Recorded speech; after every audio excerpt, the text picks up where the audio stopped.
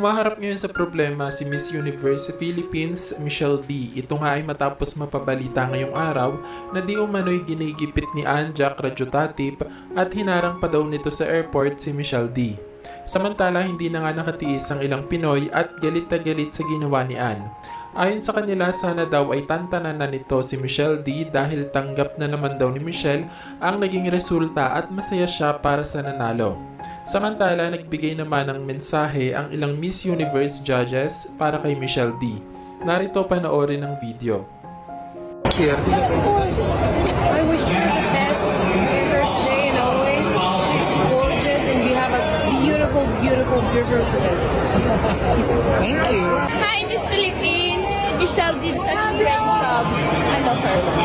Oh, Miss Philippines was fantastic. We loved her. I thought she was absolutely radiant tonight, and Philippines always produces a wonderful contender.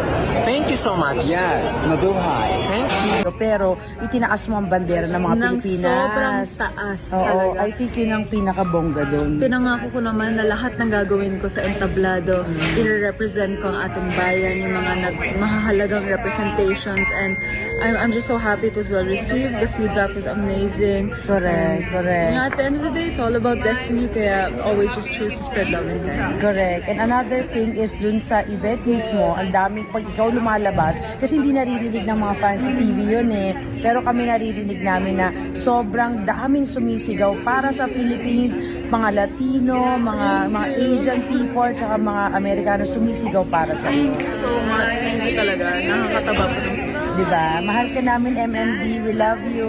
Bye! See you in Mexico! Pupunta kami